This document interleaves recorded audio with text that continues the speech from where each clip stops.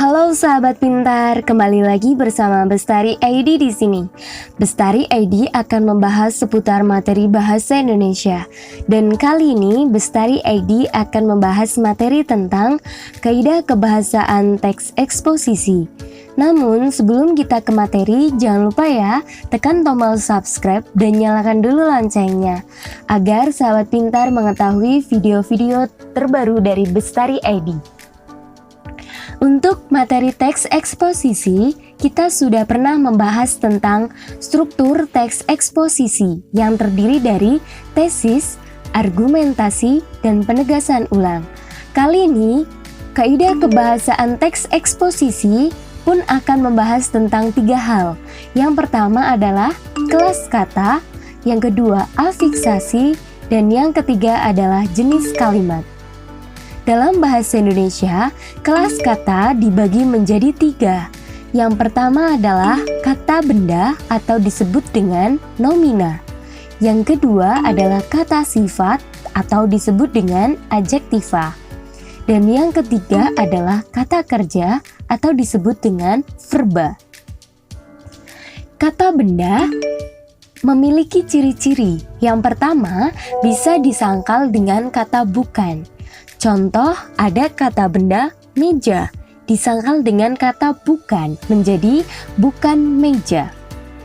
Ciri yang kedua, kata benda bisa membentuk konstruksi kata benda ditambah yang ditambah kata sifat. Contohnya, meja yang kuat. Meja merupakan kata benda, kuat merupakan kata sifat. Lalu yang kedua, kata sifat atau disebut dengan adjektiva memiliki ciri-cirinya. Yang pertama, dapat diberi keterangan agak, sangat, paling, sekali. Contoh kata sifat cantik, diberi keterangan sangat cantik. Dapat membentuk konstruksi se ditambah kata sifat yang diulang ditambahnya. Contohnya, secantik-cantiknya, seburuk-buruknya. Itulah ciri-ciri kata sifat atau adjektiva. Yang ketiga adalah kata kerja atau disebut dengan verba. Kata kerja atau verba memiliki ciri-ciri. Yang pertama, bisa disangkal dengan kata tidak. Contoh kata kerja tidur, disangkal dengan kata tidak, menjadi tidak tidur. Ciri yang kedua, kata kerja bisa membentuk konstruksi kata kerja ditambah dengan ditambah kata sifat. Contohnya, tidur dengan nyenyak. Tidur merupakan verba atau kata benda, nyenyak merupakan kata sifat atau adjektiva.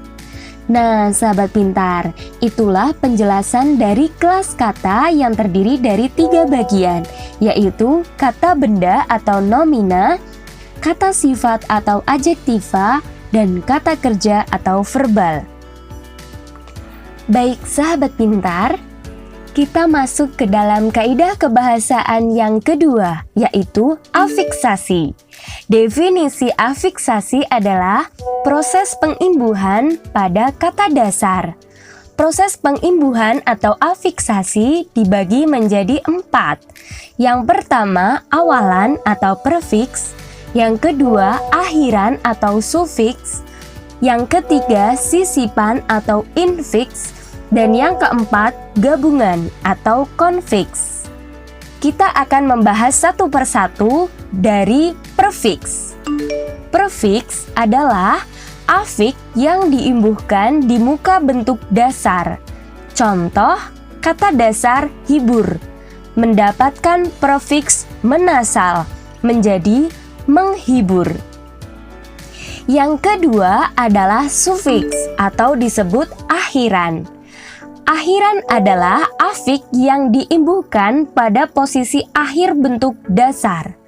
Contoh, ada kata dasar bagi mendapatkan sufiks atau akhiran an menjadi bagian.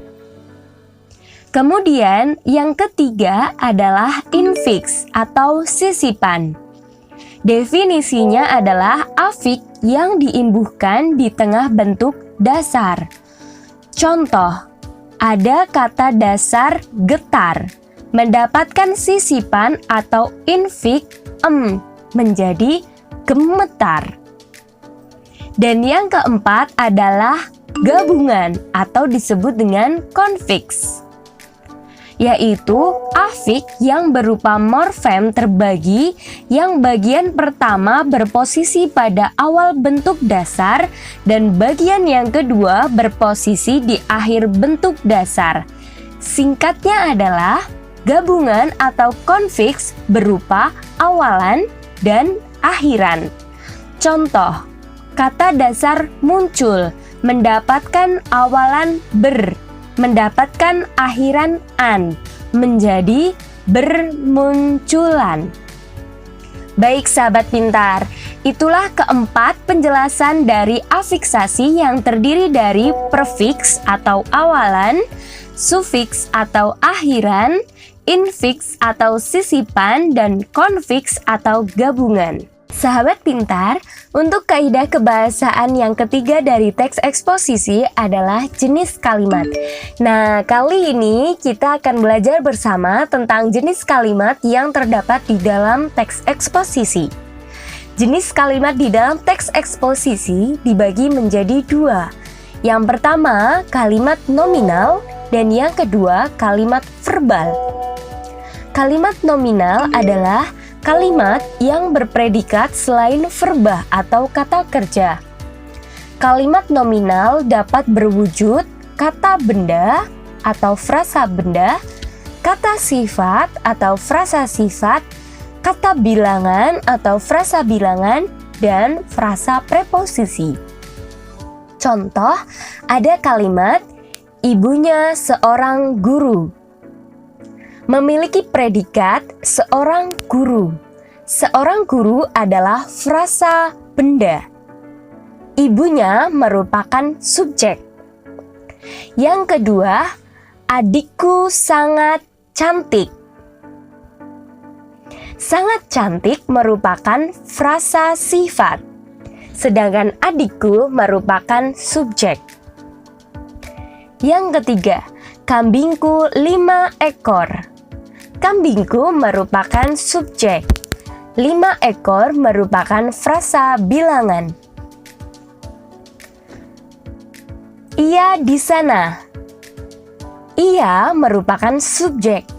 Di sana merupakan frasa preposisi, di mana frasa preposisi menduduki fungsi sebagai predikat.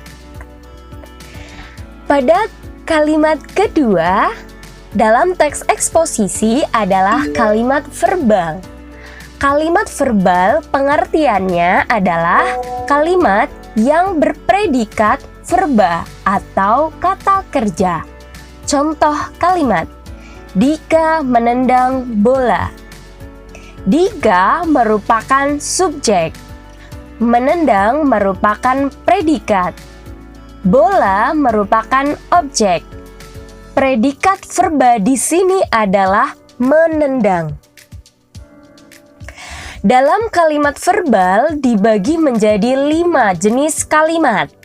Yang pertama, kalimat aktif transitif. Yang kedua, kalimat dwitransitif. Yang ketiga, kalimat semi-transitif. Dan yang keempat, kalimat aktif intransitif. Dan yang kelima adalah kalimat pasif. Baik sahabat pintar, kali ini Bestari ID akan menjelaskan satu persatu jenis dari kalimat verbal. Yang pertama adalah kalimat aktif transitif. Kalimat aktif transitif adalah kalimat yang harus mempunyai objek. Contohnya, ia membaca buku pelajaran.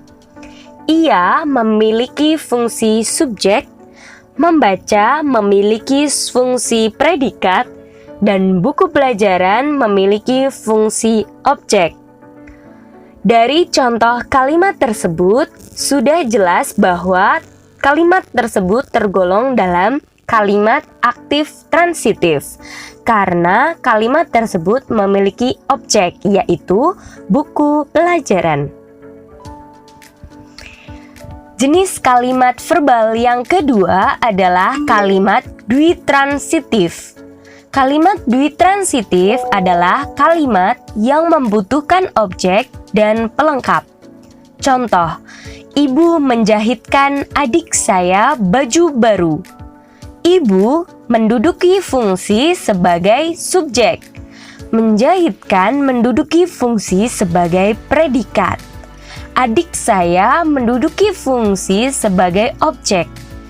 Baju baru menduduki fungsi sebagai pelengkap.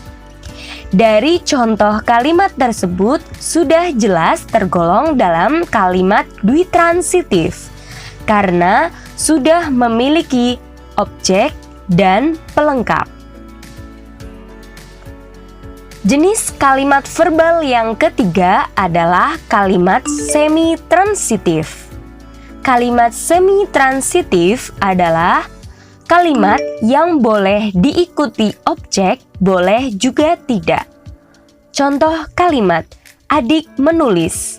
Adik menduduki fungsi subjek. Menulis menduduki fungsi predikat.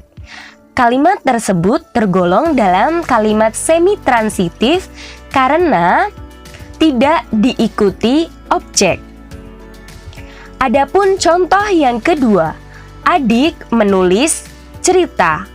Adik menduduki fungsi subjek, predikat yaitu menulis, dan objek yaitu cerita. Kalimat tersebut tergolong dalam kalimat semi-transitif karena kalimat tersebut memiliki objek, yaitu cerita.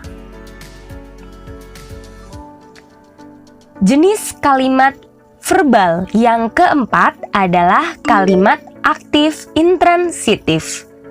Kalimat aktif intransitif adalah kalimat yang tidak menggunakan objek.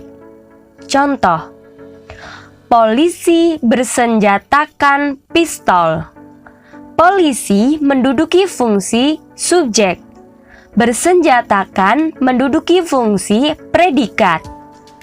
Pistol menduduki fungsi pelengkap. Jadi, kalimat tersebut sudah tergolong kalimat aktif intransitif karena tidak menggunakan objek atau tidak ada objeknya sama sekali. Jenis kalimat yang kelima dari kalimat verbal adalah kalimat pasif.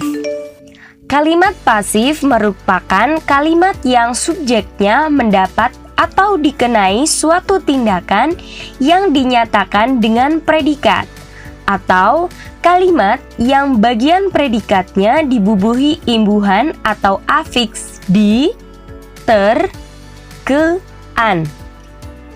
Contoh kalimat, tanaman itu disirami oleh ibu. Tanaman itu menduduki fungsi subjek. Disirami menduduki fungsi predikat. Oleh ibu menduduki fungsi objek. Jadi, predikat dalam kalimat tersebut adalah disirami, yaitu kata dasar siram mendapatkan awalan di dan akhiran i. Contoh yang kedua, buronan narkoba tertangkap oleh polisi kemarin sore. Buronan narkoba menduduki fungsi subjek. Tertangkap menduduki fungsi predikat. Oleh polisi menduduki fungsi objek. Kemarin sore menduduki fungsi keterangan atau keterangan waktu.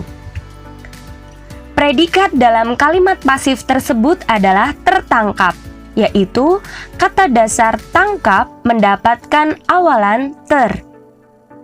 Nah, sahabat pintar, mari kita bahas ciri-ciri kalimat pasif. Ciri-ciri kalimat pasif yang pertama, subjeknya dikenai tindakan oleh objek. Ciri-ciri yang kedua, kata kerjanya selalu berimbuhan di, ke an, atau ter. Yang ketiga, biasanya diikuti dengan kata oleh dan dengan. Itulah ciri-ciri kalimat pasif. Baik sahabat pintar, itulah jenis-jenis kalimat verbal, di mana dibagi menjadi 5. Yang pertama, aktif transitif, dwitransitif, semitransitif, aktif intransitif, dan kalimat pasif. Itulah kaidah kebahasaan dari teks eksposisi. Semoga bermanfaat ya untuk sahabat pintar.